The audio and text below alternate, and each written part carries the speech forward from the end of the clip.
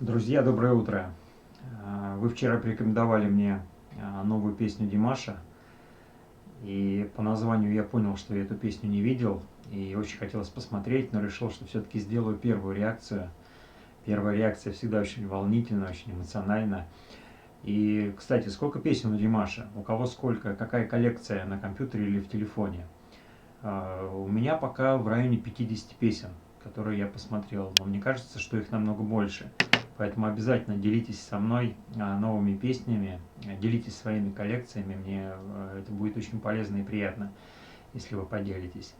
Итак, новая песня, ну как новая, она не новая, она была исполнена в Китае, я так понимаю, уже несколько лет назад, называется «Значение вечности». Единственное, что я сделал, это я перевел слова этой песни. И меня она заинтриговала еще больше. Поэтому мне не терпится побыстрее приступить к просмотру. Предлагаю вместе со мной посмотреть эту песню, а потом, конечно же, обсудить. Давайте, поехали.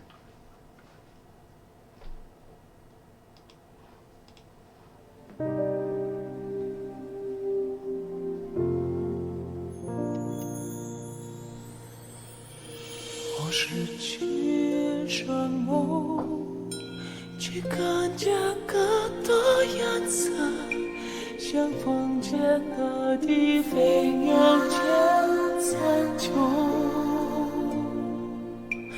我失去了脚步，却踏上天问的路，留下这世界不水人风骨，在我存在的土地上。像山树，像山河，像阳光闪烁烁的云朵，用声对最后吻合。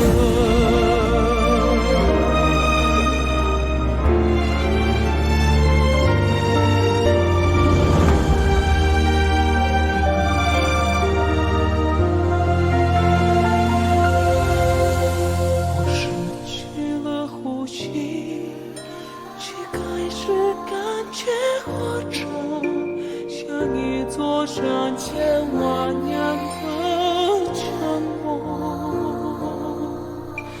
我失去心跳，却因在感觉真的下生光间我的爱的全部，在我存在的土地上，像山树。山河，一张会在未来看见的，有身体最后温热，像世界温暖的着火。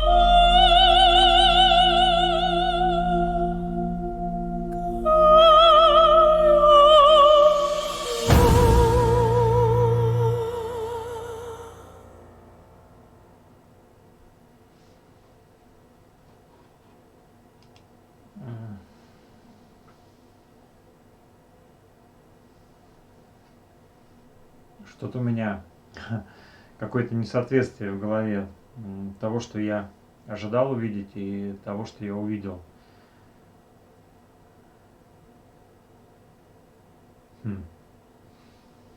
Вот так первая реакция. У меня почему-то сейчас такой разрыв шаблона произошел. Я знаю слова песни, я прочитал перевод, но тот видеоряд, который я увидел, он как-то вот совсем не соответствует тем словам, которые я увидел. Почему так?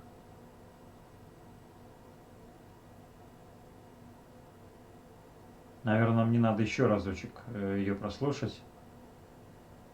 Только, наверное, с закрытыми глазами. Без картинки. Сейчас, подождите, давайте разберемся, что здесь не так. Да, на официальном канале Димаша Кудайбергена. Значение вечности. Почему такой видеоряд? То есть мы видим... давайте-ка еще разочек промотаем. Я пока что-то в какой-то растерянности пребываю. Сейчас буду делать паузы и постараюсь разобраться вместе с вами, что же мы увидели. Во-первых, очень красивая постановка. Очень красивые спецэффекты.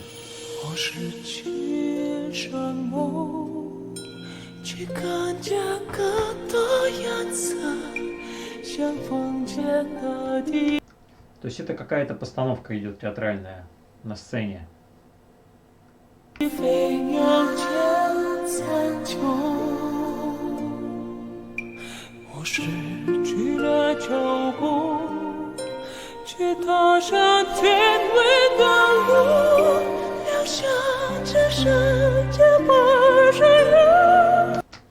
Такое ощущение, что это фрагменты разных постановок, потому что мы видели какое-то театральное действие,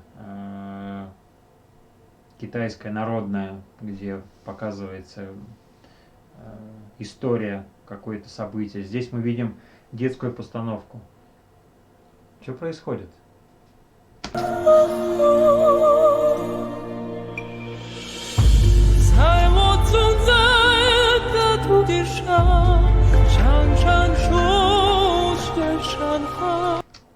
Ну вот это вот же определенно театральная постановка, по-моему, даже другая сцена.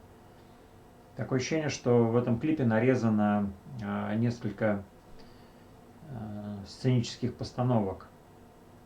Но почему? Я же знаю слова песни. Так.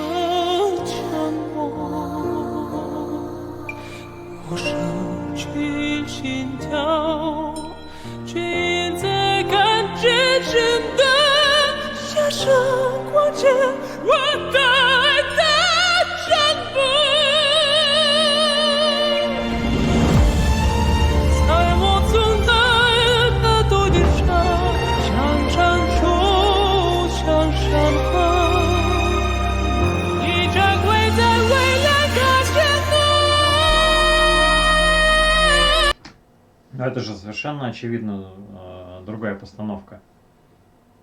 Какая-то детская и современный мир. Что-то у меня все в голове перемешалось, ребята, и я никак не могу сопоставить слова этой песни с тем, что я вижу. Я ничего не перепутал, но нет. Это же она.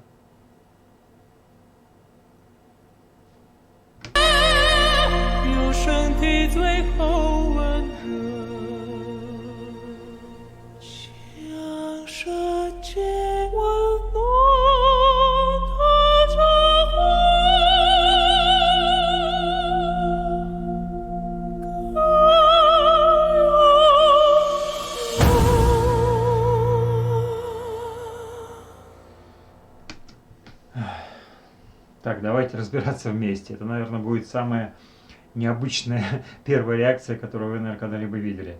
У меня полный разрыв шаблона, я не понимаю, что происходит, я знаю слова этой песни, но то, что я вижу, у меня вообще никак не идет, не укладывается в голове.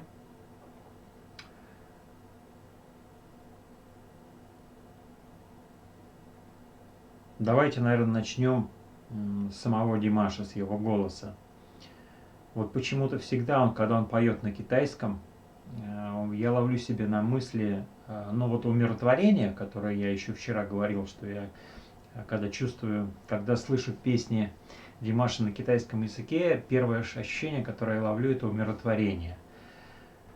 Второе ощущение, это вот, и вы вчера в комментариях тоже мне писали, когда я разбирал вчера песню «Одна мечта на 1000 миль», то очень многие писали в комментариях, что слышат какую-то чистоту, какую-то прям хрустальную чистоту. Вот здесь я ловлю те же самые ощущения, что какой-то очень чистый хрустальный голос у него, когда он поет на китайском. В этом тоже что-то есть. Это надо разобраться, почему так. Возможно, потому что китайцы немножечко по-другому смотрят на этот мир, и у них восприятие другое. И мы через песню, через Димаша начинаем чувствовать их вот эту философию. Мы начинаем к ней соприкасаться, как будто к другому миру. И Димаш потрясающе здесь поет. Я думаю, что я сделаю отдельную такую коллекцию на китайском, где Димаш поет песни на китайском языке, и прям вот это будет мой такой топ китайских песен. Ну что, давайте к словам. Помогите мне разобраться, что здесь не так, потому что у меня до сих пор что-то не укладывается в голове, то, что я увидел. И те слова песни, которые я перевел. Давайте я вам сейчас их зачитаю, потому что, может быть, вы тоже не знаете, о чем эта песня. И возможно, что вы тоже сейчас будете в таком же оцепенении пребывать и не понимать, что происходит. Итак.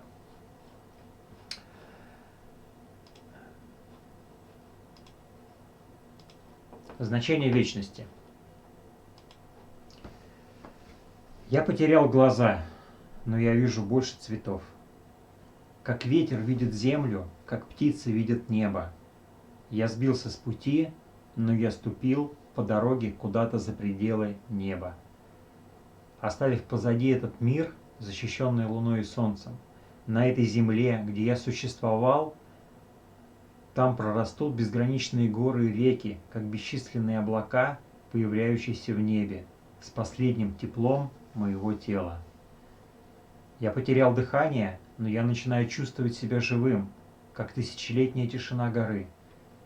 Я потерял сердцебиение, тем не менее я чувствую, как мое сердце подпрыгивает, как время проходит через все, что он любил. На этой земле, где существовал, там прорастут безграничные горы и реки. В будущем ты увидишь, сейчас звук выключу на телефоне, чтобы не отвлекало. В будущем ты увидишь меня, используя последнее тепло моего тела, чтобы вернуть тепло мира и вечность. Вы понимаете, о чем эта песня? Это же песня о самом главном вопросе, который волнует человечество со времен его появления. Что же нас ждет после смерти? Как это будет происходить? Никто не может дать точного ответа. Есть какие-то свидетельства людей, которые побывали в клинической смерти, которые вернулись, можно сказать, с того света. Но это всегда будет нас волновать больше всего. Что же нас ждет за границей этой жизни? И ведь эта песня о смерти физического тела, о том, как душа покидает физическое тело. Я потерял глаза, но я вижу больше цветов. Как ветер видит землю, как птица видит небо. То есть душа взлетела над телом. Я сбился с пути, но я ступил по дороге куда-то за пределы неба. То есть возносится душа. Оставив позади этот мир, защищенный луной и солнцем. То есть мы оставляем этот физический мир с физической луной и солнцем на этой земле, где я существовал. То есть уже идет со стороны души обращение, что я как тело, как человек существовал, я покинул этот мир. С последним теплом моего тела. Я потерял дыхание, но я начинаю чувствовать себя живым. И вот в конце вообще сильнейшие слова. На этой земле, где я существовал, там прорастут безграничные горы и реки. В будущем ты увидишь меня. То есть речь идет о реинкарнации, речь идет о том, что я еще появлюсь на этой планете в другом облике, но это буду я. И вот последние слова. Используя последнее тепло моего тела, чтобы вернуть тепло мира в вечность. Что такое последнее тепло моего тела? Это душа. Душа, которая покидает это тело, и тело становится холодным. И мы возвращаем это тепло в вечность. То есть наша душа, покидая тело, возвращается в эту вечность, вне времени и пространства. И вот теперь объясните мне, как сопоставить тот видеоряд, который мы дважды с вами посмотрели. У меня пока не укладывается в голове. А скорее всего из-за того, что философия и отношение к жизни у нас, у европейцев, совсем другое, чем у китайцев. Вот они так себе это видят. То есть для них физическая смерть – это не конец, это продолжение путешествия, это рождение новой жизни. Смерть – это рождение новой жизни. В этом нет ничего трагичного. Это следующий шаг, который делает наша душа. В общем, я думаю, что мне надо будет очень серьезно переосмыслить то, что я увидел, и то, что я прочитал, и то, как Димаш исполнил эту песню. В общем, ребята, у меня много вопросов в голове. Пойду на берег Катони думать по этому поводу. Всех обнял.